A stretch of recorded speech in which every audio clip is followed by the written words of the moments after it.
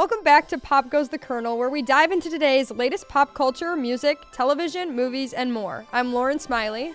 I'm Libby Heckert. I'm Marissa Armstrong. And I'm Gabby Mercedes. And let's get popping.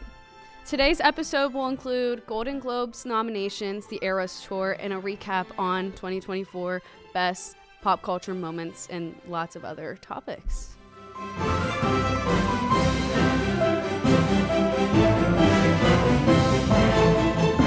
Pop Goes the Kernel starts now. The opinions expressed on this podcast are the speaker's own and don't uphold the opinions expressed by the Kentucky Kernel.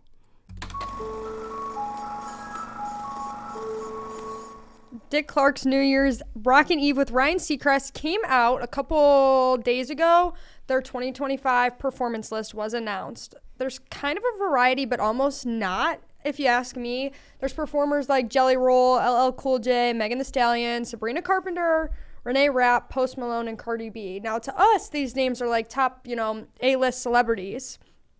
But my parents aren't going to know who half of these people are. And I'm like, and my grandparents really aren't going to know who any of these people are. And so I'm kind of like, okay, yeah, it's getting to our generation, but what about other generations? Like, are they going to lose viewers? Like, how many of us tune into Ryan Seacrest New Year's Eve? Right. I can't really remember the last time I watched, but I think I'll probably be watching this year. I love Renee Rapp, huge Renee Rapp fan, so I'll be watching for her and Sabrina Carpenter.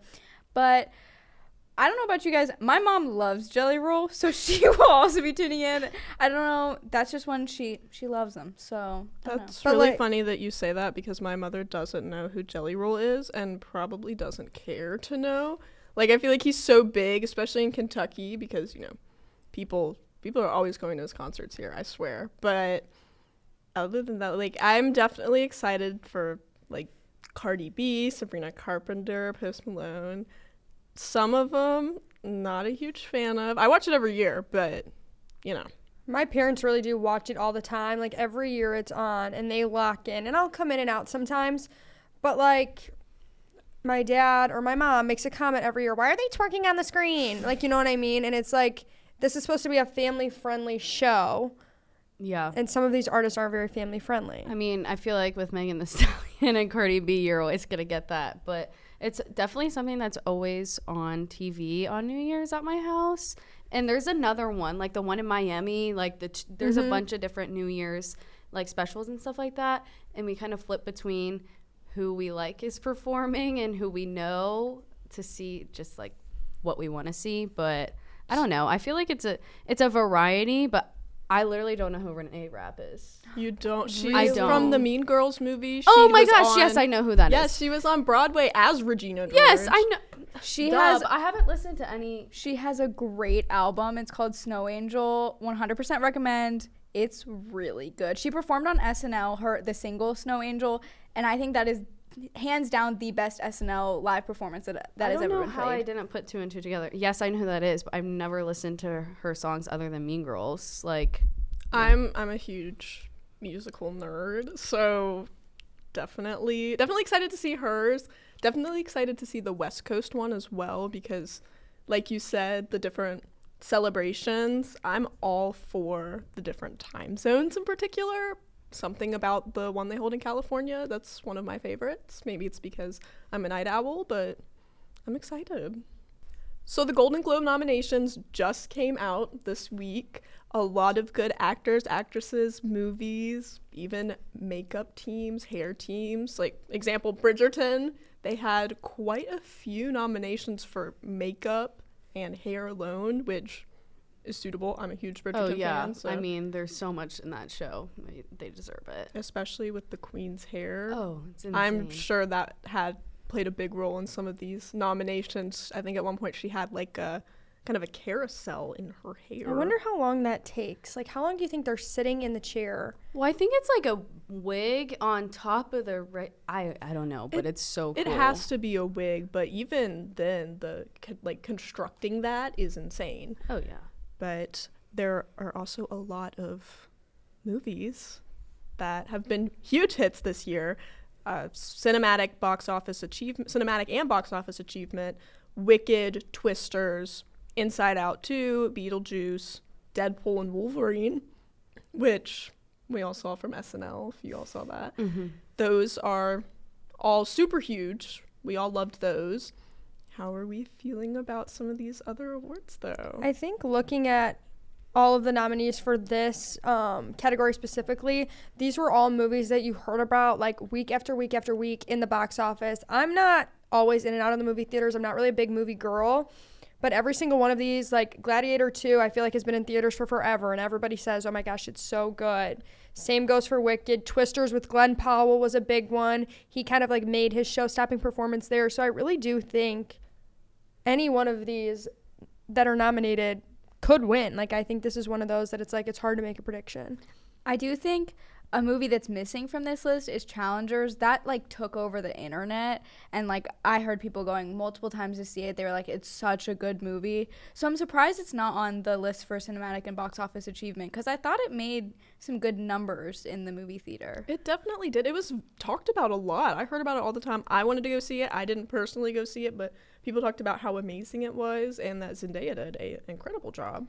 She did awesome. I love that movie. I've seen it 3 times. It's a good watch. In particular, for Twisters, people will say they watched it for Glenn Powell, who is up for a Golden Globe. I watched it for Anthony Ramos. I don't know about you guys. Hamilton, OG. Yes. Libby knows what I'm talking about.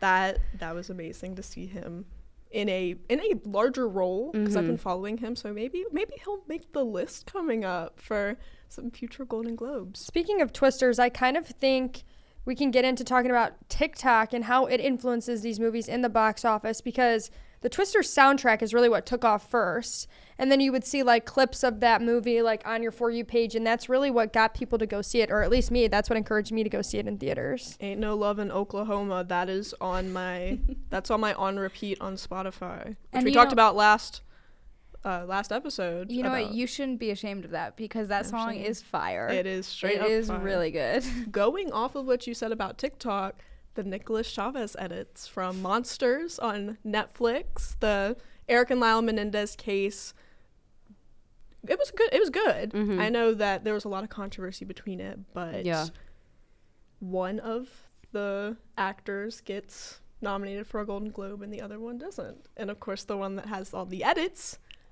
doesn't get it. How do we feel about that? I definitely think that the one that got the Golden Globe, he deserves it more. He did one of the episodes was 45 minutes to an hour long of just literally him sitting there breaking down an experience that Eric Menendez had, and it was crazy. It was so captivating, and he literally didn't stop. Like, and the emotions and everything, and the whole entire episode, it's just the camera like slowly zooming in like throughout it. But it was an amazing actor like moment for him. Definitely portrayed his role very well.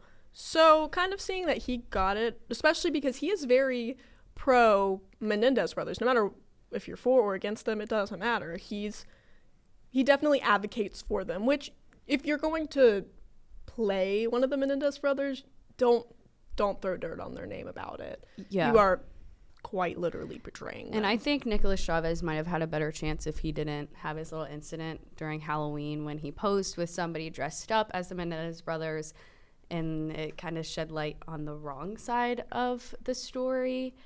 So that might have affected his chance of it. I'm not sure if that's true, but I mean, Nicholas had more popularity with the show coming out, so that's definitely a shock. But thinking about the show and just the like portrayals of the characters, I think Eric did, well, who I forget his name, but who played Eric did an amazing job.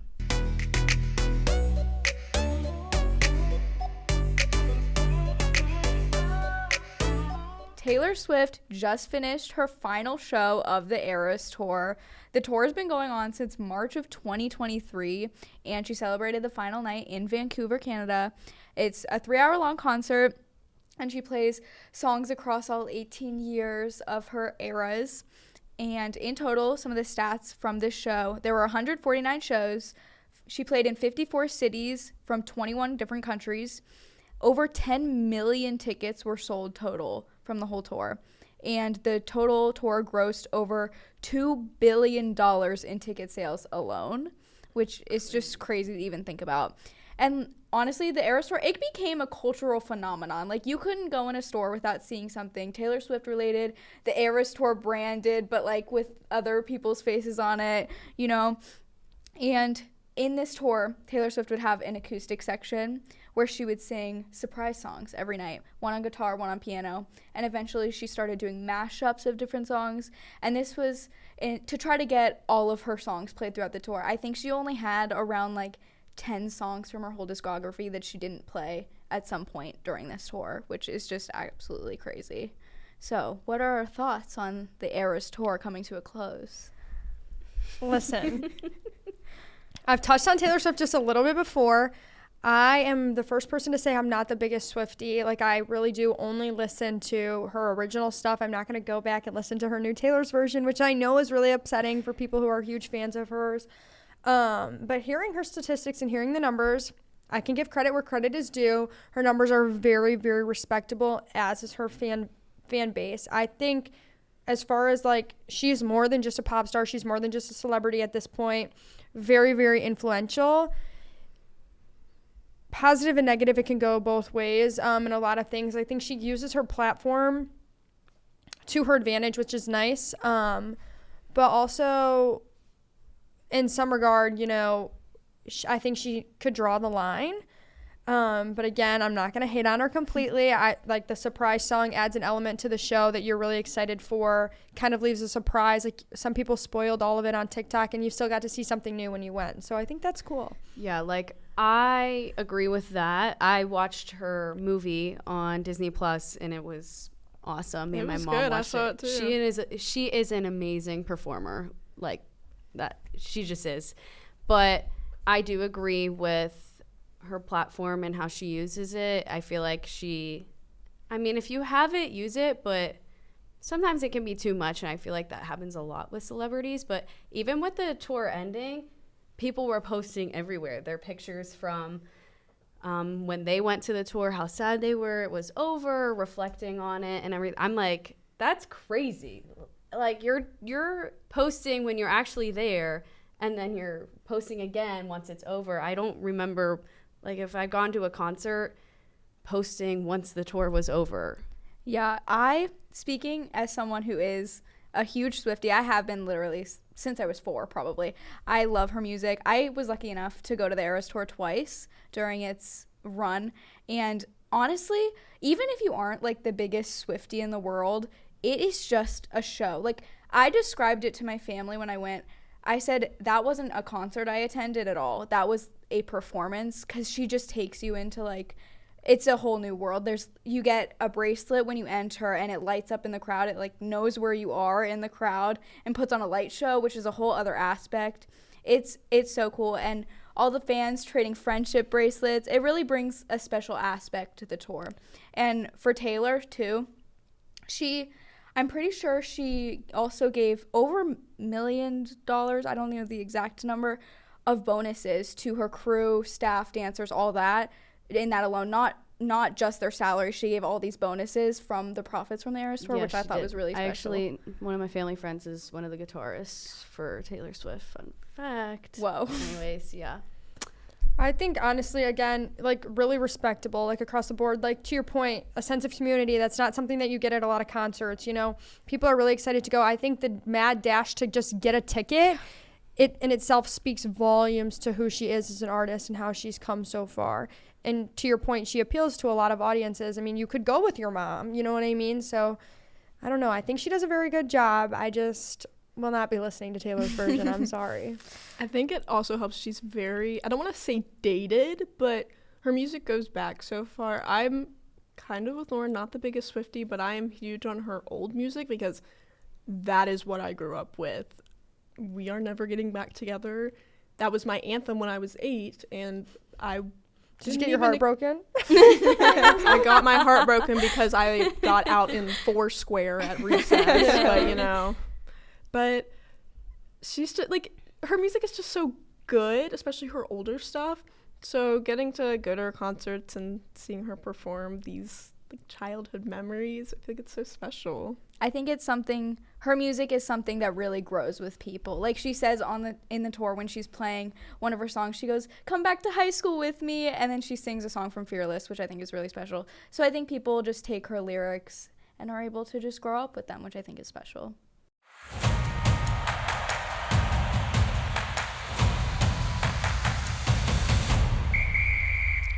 Dallas Cowboys cheerleader Armani Latimer performed without her wig. Now, this is a little bit of a different take than we usually do on sports because we usually talk about a team, a win, a fight afterwards.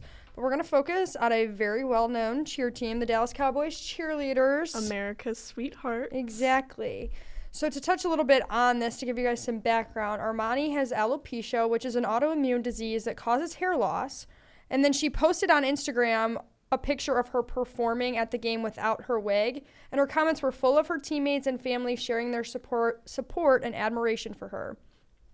I think this was a great way for her to use her platform, especially because DCC is an organization that really harps on your appearance. They do the show, and it literally includes makeovers and the coaches making it such a big deal. Like the coaches literally pick the new members and based on their appearance and then change it around, like give them a makeover to fit that DCC mold.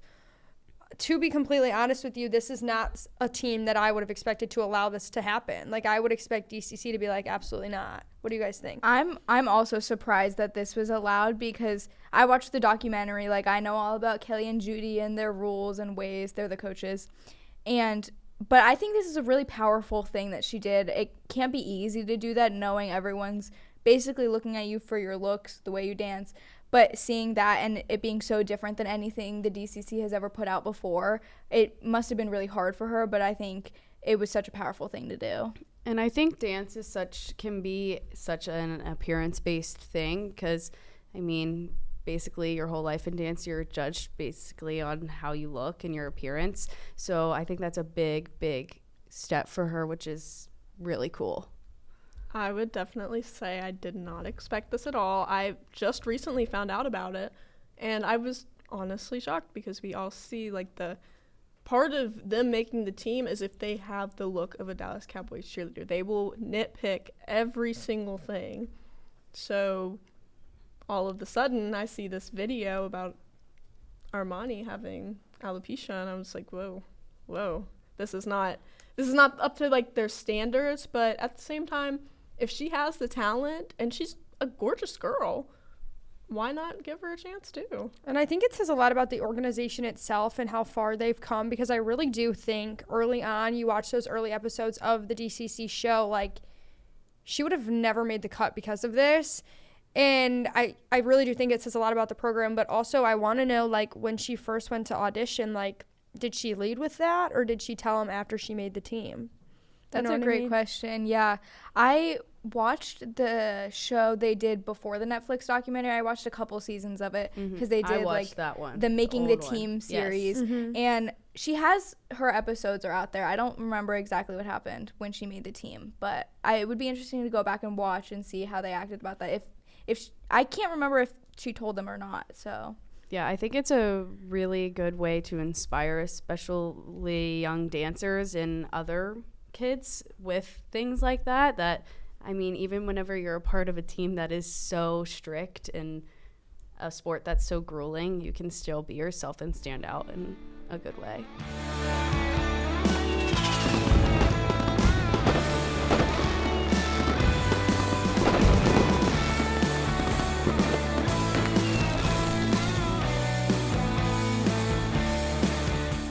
With 2024 coming to a close, we're going to rewind on the biggest and boldest of our favorite moments of 2024 because I know there's a lot, especially for me. I'm so excited for this segment.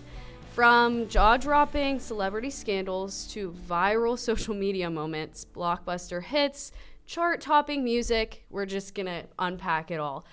As always, there are new trends, like Brat Summer became a thing, and so did Demure and Mindful.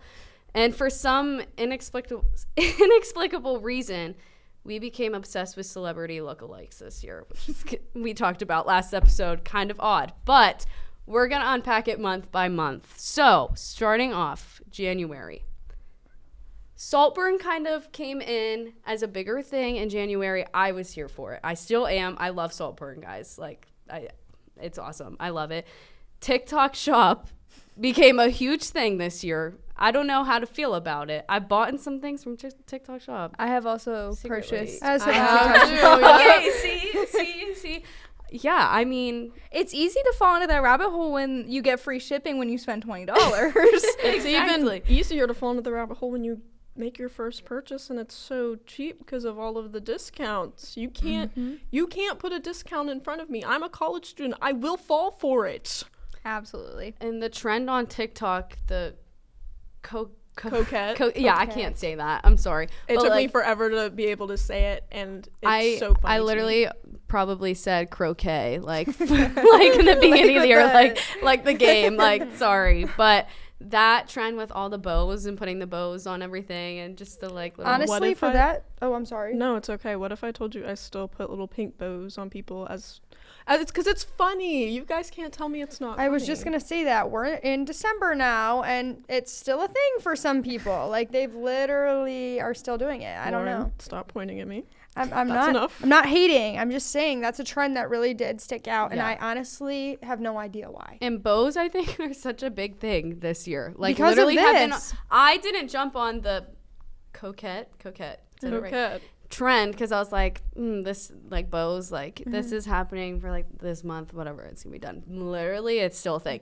Christmas this year, bows on everything. I'm There's like, the what? giant anthropology bow that people are getting for their Christmas tree, and it's huge and it hangs all the way. It drapes the whole way It's down so to the Christmas pretty. true. It's gorgeous, but I'm like, and it's so expensive too. It's so expensive. Speaking Granted, anthropology is sorry. too. It's the curse. It's the curse. Go ahead. Anthropology in general. It's a very nice store. It's very high end, I would definitely say. So I'm not a huge fan of like a bow on the top of my Christmas tree. I'm very much traditional star, angel kind of thing. So Sticking on the store trend, I think Altered State hops on trends like that. Their Oh my marketing team, gosh. they see like a trend for a second, and all of a sudden it's like a new line. Diet Coke. They did Eras Tour. Ford Bronco. Coquette was another one. Like anything that was a big deal, it was on a shirt, it was on a hat, it was on a water bottle. I'm shocked that they haven't gotten sued of some sort yet, because tell me why. I walked in there the other day, Stars Hollow, literal Gilmore Girls merch that I've seen on Etsy before. It was in their store, and all the like Taylor Swift stuff they've done, all the collabs, they got her lyrics, they have all of her branding. I'm like, I don't know. I'm shocked that Altered State hasn't gotten anything out for them I yet. would agree. especially because they come out with it so fast. I go in one day and it's like, oh my gosh, it's Diet Coke everywhere. But to be honest, huge fan of Altered State, especially Me too.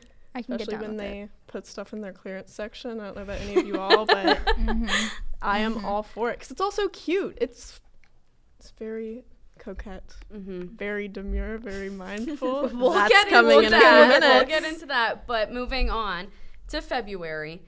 Okay, I don't know if you guys remember this, but Risa Tessa, I think that's how you say her name, had her 50-part series of Who TF Did I Marry? That whole thing, slandering her husband. That was wild. I forgot about that. Whenever I was thinking of all these things, I was like, wait, I totally forgot that happened. You just unlocked this whole other part of me in my head. I Exactly. completely forgot about that. People would be telling a story and they'd be like, part da-da-da-da of who da-da-da did I marry? And you'd be like, oh my gosh. And people made like their own versions of it. I don't know if you remember the whole Brooke Schofield drama with Clinton Kane. Yep. She did her whole Who the F Did I Marry based on that. And I was like, wow. It became a phenomenon, truly. And like I remember even in February, I don't know if you guys remember this. This might be too niche, but the whole fake tan scandal. Does anybody remember that? Who was it with? I don't know. Some guy. There's Michaela, the makeup girl. Yes, I do know what you're talking yes. about. There we go. Sorry, Michaela, love you. Anyways, but that I feel like was the start of like the long series of everybody exposing each other. And again in February, the Chiefs won the Super Bowl, and we saw Taylor Swift on the field with Travis Kelce, blah, blah, blah, Viva Las Vegas. I mean, the Super Bowl is every year, so this isn't a surprise. But Taylor Swift being on the field with him was a big thing. People watched for her. So I know a ton of people did, which I'm a football fan, so I watched it for the Super Bowl and the halftime show, of course. But, Taylor Swift's at the Super Bowl. Viva Las Vegas, baby. Listen, there's a chance she's there again. Let's not make it a big deal. No, don't even. I will say, Viva Las Vegas, that icked me out. It was so bad. He's saying that he went for it, and I was like, Travis, buddy, what are you doing? If they break up, I feel a song being called Viva Las Vegas. Like, that would be awesome. Moving on, March. The biggest thing I remember from March is Ryan Gosling singing I'm Just Ken.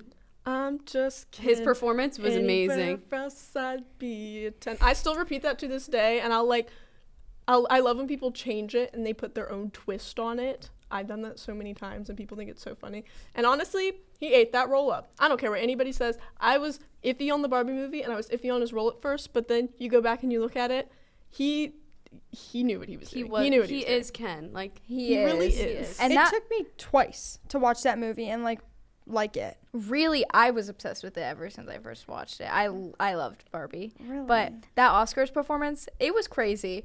It was insane. He really put on a show. I just bought a cheetah print jacket, and anytime I wear it, I sing the song. So there we go. That was March. April, the Challengers movie, which we talked about earlier. Yeah, I mean, that was a whole thing in itself on TikTok. The trio itself, people recreating it, like people choosing which side they were on. It was a huge deal. I saw some people dress up as them for Halloween, which I've never watched the movie, but I was like, wow, I totally forgot that movie was a thing because it happened in April. Tortured Poets Department came out in April. Taylor Swift again. Yet again. And the show Baby Reindeer on Netflix. If anybody's watched it, you should. It's really good. I've heard mixed things about it. I like the true crime kind of. I was going to say, I'm like all for true crime, honestly.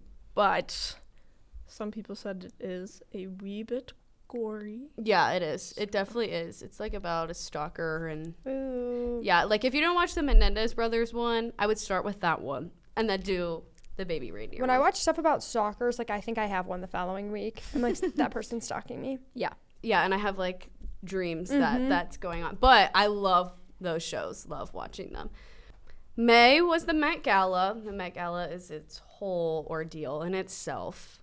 What did we think? I thought it was awesome. I know it was further away and a while away from now, but it was really fun. National holiday.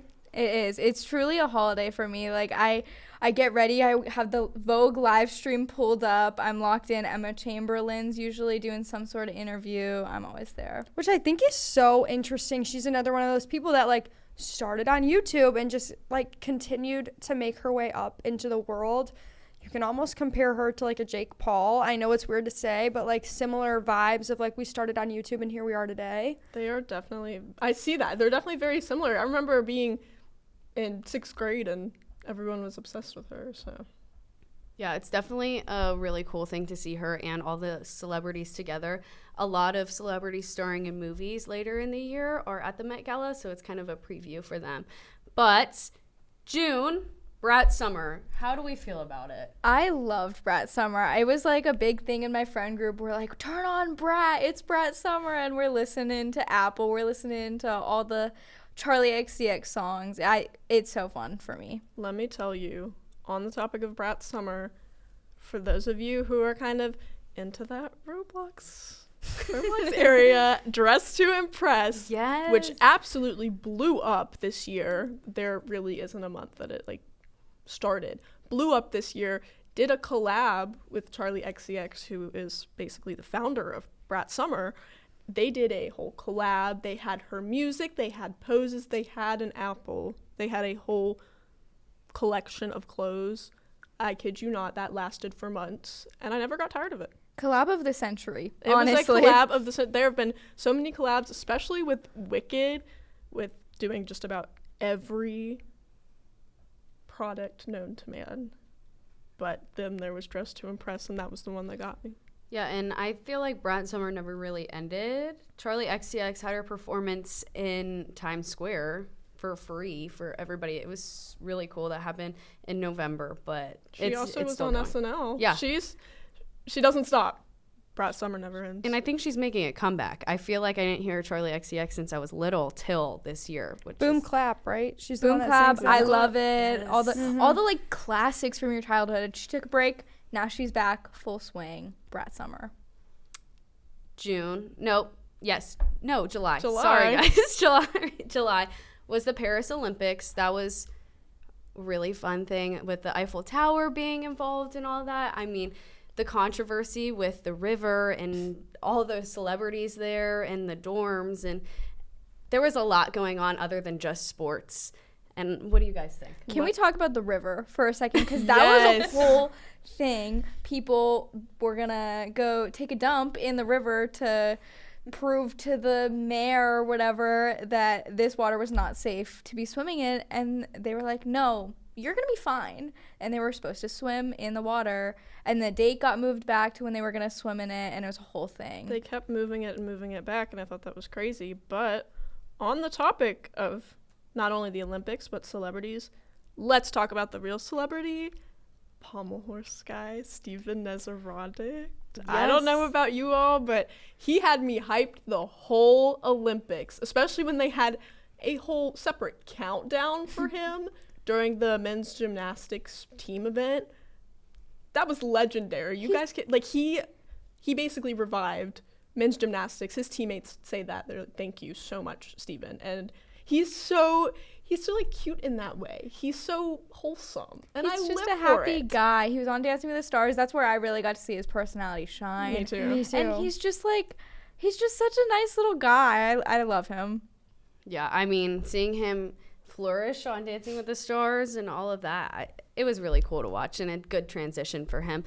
Moving on to August, Demure and Mindful. Gabby, here we go. Very demure, but see how we're doing this podcast? Very demure. I have never understood this I don't trend. understand either. I honestly thought, and I think we talked about this, but it was going to be up for Word of the Year. Mm-hmm. I'm a little shocked it wasn't. Especially the controversy where it was who started the trend.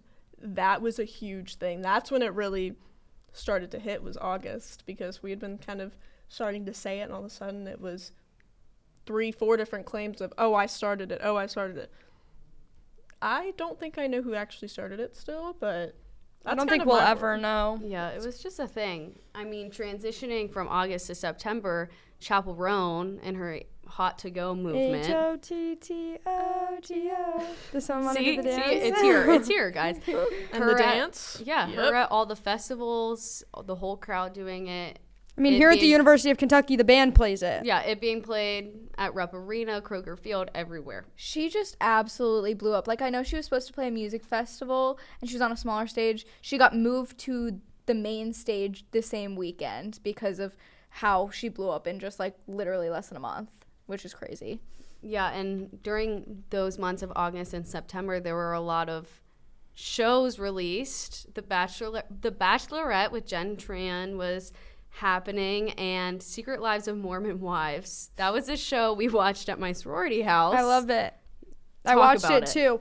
I think it's so entertaining. There's so many, like, the way that they made a religion into a reality show, I think is absurd. But, like, I would never think to do that. So October, we've talked a lot about pop culture events in the past few months because of our podcast. Celebrity lookalikes swept the internet. They still are. They're still happening. I saw one on TikTok. I forget who it was, but it was a new celebrity lookalike event, and I don't know. They're all just, there's new ones popping up everywhere. Marissa, you had talked about the Bach one. Bach Bach Fest. from Wicked. It Bach hadn't Fest. it hadn't happened yet, but now it has.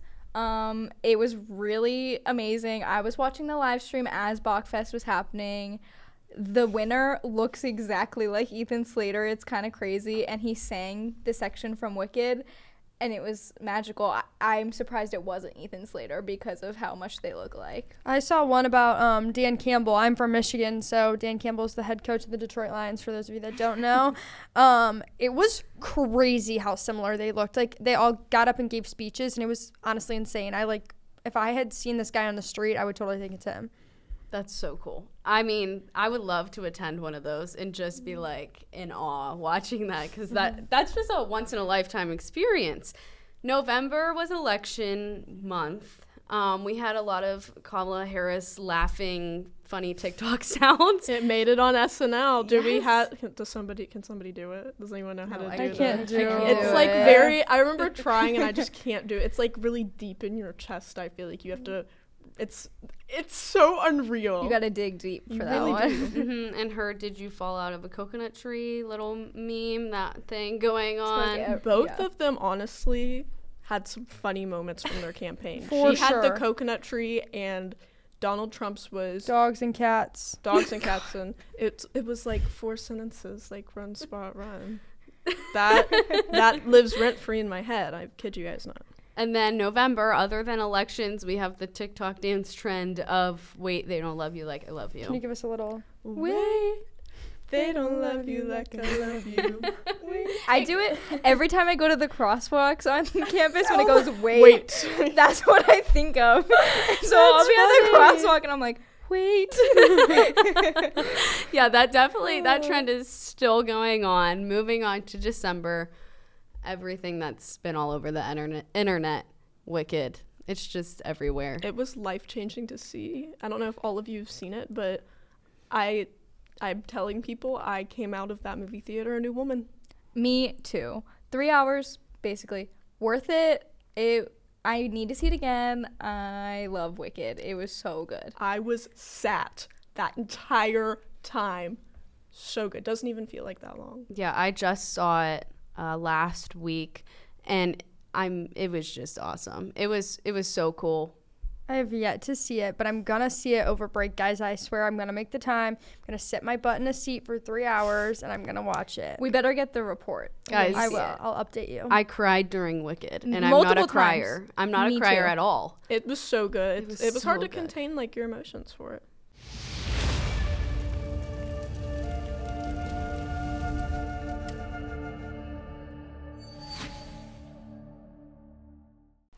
It's time.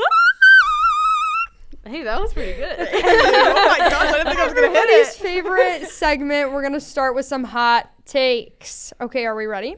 I'm so ready for this. This is just like a general. Let's introduce it. Okay. Favorite Christmas movie? Go around the table. Go. Oh my gosh, this is gonna sound so childish, but Polar Express all the way. I am not. Libby has her head in her hands. No. I am a no. huge fan of the Polar Express, especially that girl with The braids? The braids, the big tips. That is so They funny to me. scare me. I like that was my movie growing up. That's what I watched, and I haven't really seen. It bored me growing up. The other one was like the Santa Claus. Oh, the Santa Claus is good. Fine. I was love gonna that say the one. Santa Claus movie is like 2 is the best, but 1, 2, and 3. What's the second one? Third one was my favorite. Is it just the Santa Claus 2? Yeah, it's just called the Santa They're Claus all 2. The third one is the one with Jack Frost. Yes. Okay. That was my favorite one. I kid you not. I would be sat for that one. I would watch it. Also, a little like throw it in there. Holiday on Netflix. I've been meaning to watch that. That's a wanna good watch one. it. Mine is Christmas Vacation. I've seen it about 10 times already. My favorite movie ever. I can recite the whole thing. I also love Christmas Vacation. This is going to sound like a niche take. I'm more of a TV show girl. Personally, have you guys seen Dash and Lily? It's like a little short Christmas TV series. It's really Yes. good. I watch it every December. Okay. And it's like a little meet cute rom-com kind of story. Would recommend. But it's a TV show, not a movie. Okay, we're gonna transition to something else. Christmas cards. Are they still a thing? Yes or no? Honestly, I feel like it all depends on kind of where you're from. That sounds so odd to say, but I feel like wealthier families tend to do one, especially if they schedule Christmas pictures. For example, my family's not doing them, mainly because I live over 5 hours away at college, but you know, it kind of depends. I feel like you have to have that mom who will initiate the Christmas card. Right. Yeah, my family has never done a Christmas card. It's just not something we've been able to organize. There's too many of us running around, not really our thing. But I have noticed in more recent years, we've gotten less Christmas cards from like other families. Like we used to fill up our whole pantry door with Christmas cards, but I feel like in past years, there haven't been as many coming through. My family has done a Christmas card every single year. We have a frame of every single Christmas card from when I was little. It's just like a tradition we do, especially from vacation. We use our family picture from that. But I have noticed there's not as many that we get anymore. And I think my mom only sends them to like our family and our like close friends now. I feel like we used to send them to like everyone, like my dad's work friends or like something like that. Now I feel like it's very just a select few. I was just going to say that. Mine started out with we're going to do a Christmas photo shoot when we were younger. And then as we grew up and turned into like family vacation picture or like the most recent family picture we had, my mom threw it on a card and sent it out to everybody. But as I grew up, like less and less people sent cards and less people received them from us. So maybe it's like as we grow up, our parents are like, oh, like, you're not as cute anymore. Like, like, I don't know. Like, your picture doesn't need to go out there. But my grandma buys just holiday cards and handwrites everyone a note. And she has, like, so cute. And sends, like, I'm not even kidding. I went to her house. I think there were 75 that she had been writing all day long. Like, Merry Christmas, X, Y, and Z. So it is, like, a generational thing for sure, I think. Yeah. I would cry if I received a handwritten note from me Grandma too. Smiley. Okay, this is like the final debate, and I'm very passionate about this one. Colored lights or white lights on the Christmas tree? Colored Tacky lights, 100%. Christmas. White. No. Warm white specifically. Yes, exactly. I cannot do the colored lights, guys. I'm sorry. I love the colored lights. Maybe it's because I grew up having what is considered tacky Christmas, which in all honesty, that was like my favorite part of growing up. I had those handmade ornaments on the tree. We did like the fun inflatables in my yard. We were that family. We had the colored lights and the... You best believe my macaroni ornament is still going on my tree. It goes on every year. Every single year. The homemade snow globe ornament with me cut out, sticking out of the snow globe that I made. That goes on your main tree in the living room? Tree, Yeah, in the living no. room, absolutely. My mom gave me a tree in my room. Yeah, and said, that's where your her. ornaments Literally, are going. every single tree in my house. I have 5 or 6 Christmas trees in it. Yeah, we're crazy about Christmas in the Heckert household. Each tree has a different theme, but they're very strategic. There's not a handmade ornament. There's not a little picture. There's a picture of my dog like on a tree, but none of like me as a child or like my little like handprint ones from kindergarten. I have those. They're like in a little box in my room for my own Christmas tree. That's exactly how it is for me. The living room tree is like red and like white, you know what I mean? Like your snowflakes. And then we have like a snowman tree, like it's all snowman ornaments. But any ornament that like my sister or I made, we have like a tree that's this tall that sits in our room and we can decorate it with those if we want. Yeah, like we have like a Grinch tree. We have the kitchen tree, which is like the snow tree. We have like there's just a lot. And I think that's like always what I've grown up with. I remember being little and having like my handmade ornaments and getting them out of the box to be like, put it on the front. And my mom's like, no, that goes on the back. If you want it on here, like, no. But I think as we got older, my mom has been more lenient about that because my siblings are moved out of the house and she like feels sad that you're not everyone's there. So I don't know. White Christmas, man. I think the tackiness of it all just brings the whimsy of Christmas to me. Like that feels like my childhood. Oh, like the different colors and things. I don't know. That's where I stand. I do think the tacky, like the angel, what is it? Like the tinsel. I want to say angel hair. That's pasta. The tinsel like on the edges. Yeah, that's coming. Sorry, that's coming back with little bows. Like that's cute. Coquette. Yeah. We hope you enjoyed this week's episode. Be sure to check out our website at kykernel.com. And follow us on all social media platforms. That's X, Facebook, Instagram, TikTok, YouTube, and Spotify. Thanks for listening to Pop Goes the Kernel. From all of us here at the Kentucky Kernel, we wish you a happy holidays. and we'll see you next year.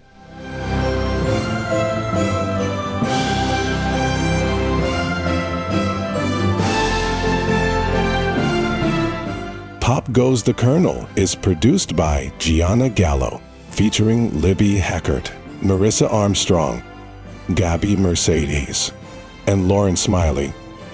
Edited by Jackson LaCroix.